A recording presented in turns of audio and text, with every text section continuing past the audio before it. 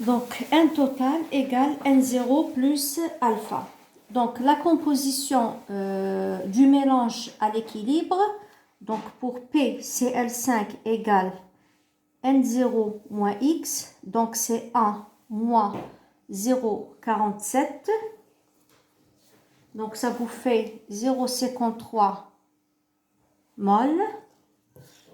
Ensuite, pour PCl3 qui est égal à PCl2 égale X, donc égale 0,47 mol. Et pour N total, vous avez N01, 1 plus alpha, donc 1 fois 1 plus 0,47, donc ça vous fait 1,47 mol. Voilà la composition du mélange à l'équilibre. Donc même là, si vous voulez par exemple calculer N total est égal à 1 mol, parce que ça ne nous intéresse pas tellement à t est égal à 0, parce qu'on connaît le nombre de moles initial des constituants. Donc ça, c'est la première question.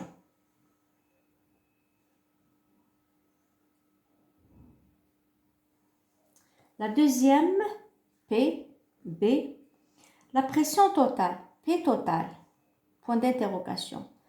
Là, vous avez deux possibilités, soit en utilisant la loi des gaz parfaits.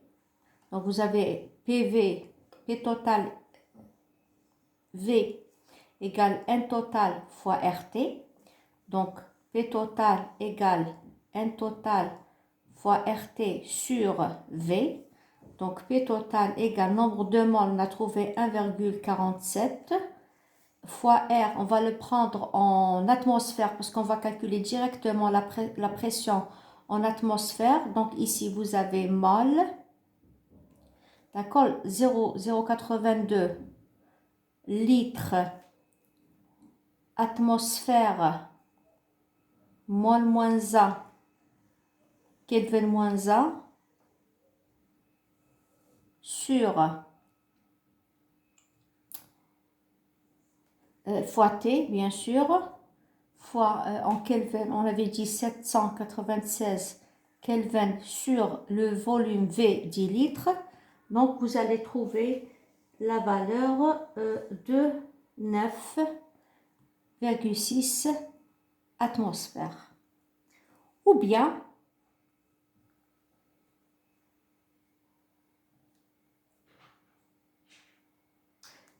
non, je pense que capé, on n'a pas capé, donc c'est bon, on peut calculer directement.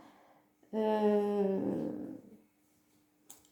n'a pas les pressions partielles. Si on avait les pressions partielles, on peut calculer P total égale la somme des PI. Mais là, comme on n'a pas la pression totale, donc on peut pas utiliser cette équation. Ensuite, il nous demande de calculer la question C, KP et KC. Donc, pour KP, égale à quoi? Égale PI, de quoi? De PCl3 fois PCl2 sur PCl5. Donc, on va utiliser quoi? Le PI, pression partielle, est égal à quoi? Égale XI, P total, est égal NI sur N total fois P total. Donc, c'est le nombre de moles de I à l'équilibre sur N total fois P total.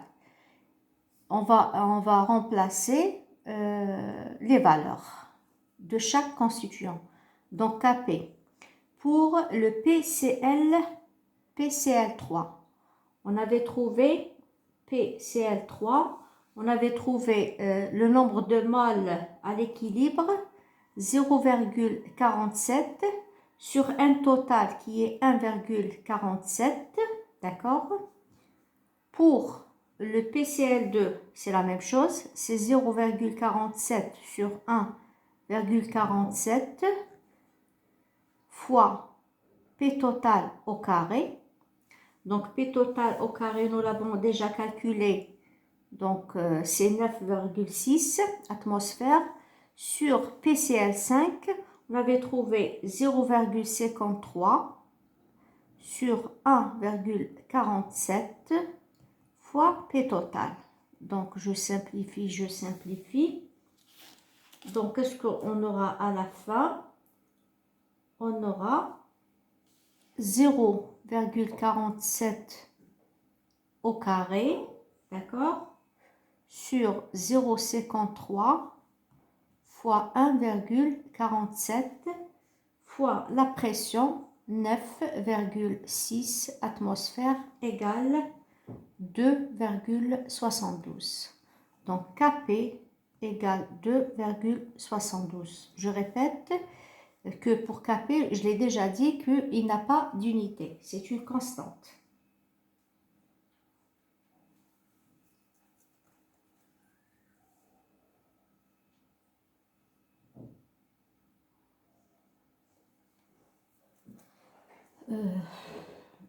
Voilà.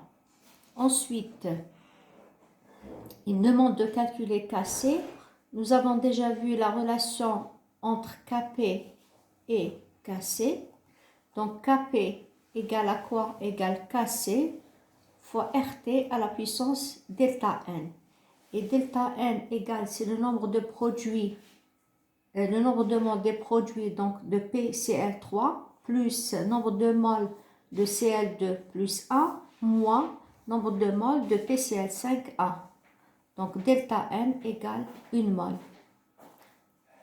D'où Kc égale Kp fois RT moins delta n. Donc je remplace Kc égale Kp 2,72 fois RT. R c'est 0,082 atmosphère litre Kelvin moins 1 mol moins 1 fois T 96 pardon, Kelvin, et vous avez la valeur de 0,04. Donc Kc égale 0,04.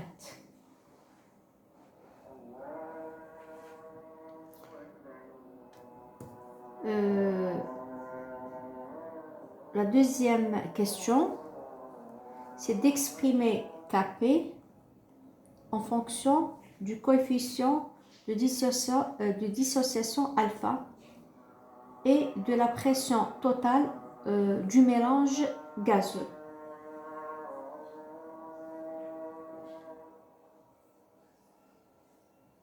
D'accord. Donc, on a déjà calculé un total en fonction de alpha. Donc, pour PCl3, le nombre de moles de PCl3 égale nombre de moles de Cl2 qui est égal à X égale alpha N0. D'accord? Alpha N0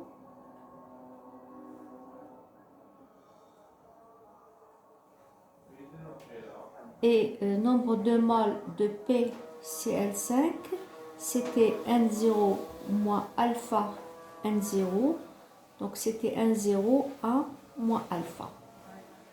Puisque N0 égale à 1, donc c'est pas la peine de l'écrire. Donc pour X égale alpha et pour NPCl5, on a 1 moins alpha.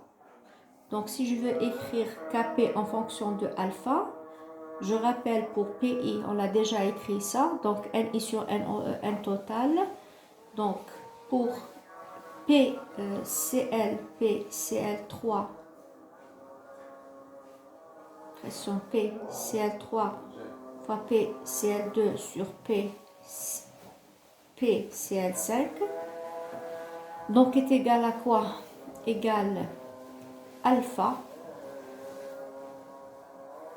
fois P total sur N total. N total, je répète, égal à combien? Nous l'avons déjà calculé. N total, c'est 1 plus alpha. 1 plus, c'est N0 plus alpha, et comme N0 est égal à 1, donc N total égal à 1 plus alpha.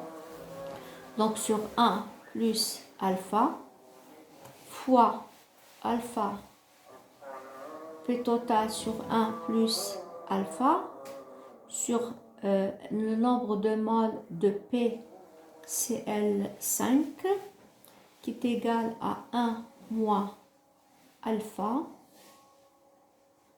sur un total qui est 1 plus alpha, donc égal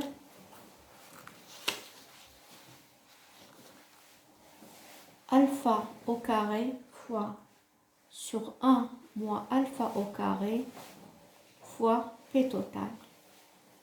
Voilà l'expression de Kp en fonction de P total et alpha. Kp égale alpha au carré 1 moins alpha 2 fois P total.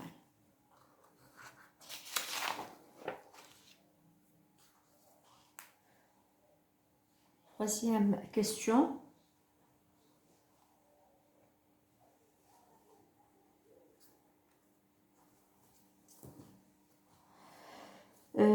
Pour quelle pression P total aura-t-on 80% de PCl5 dissocié? Ce résultat est-il très visible? On va voir. Donc, alpha égale 0,80. Puisque vous avez 80% de PCl5 dissocié. D'accord. Donc, on va calculer la nouvelle pression P'.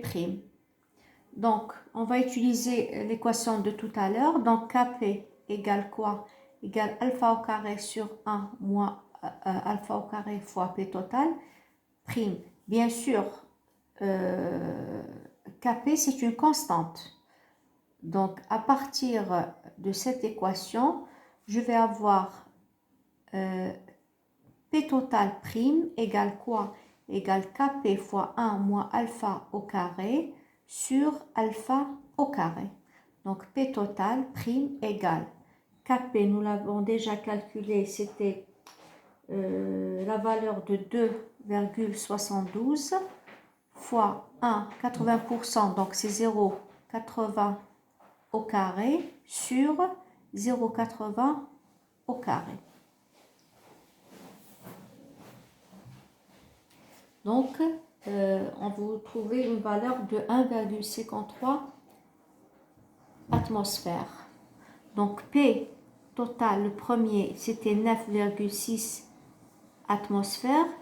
Et P total prime, c'est 1,53 atmosphères. Ça veut dire quoi? Ça veut dire qu'on a une diminution de P total. Donc, selon le principe de Le Chatelier, donc, si P total diminue, l'équilibre se déplace dans le sens d'une augmentation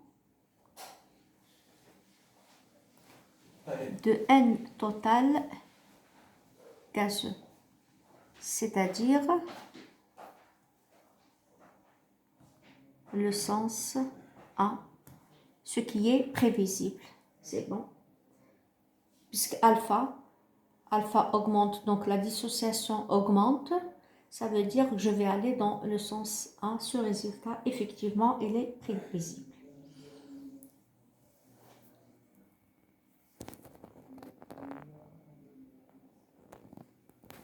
نجي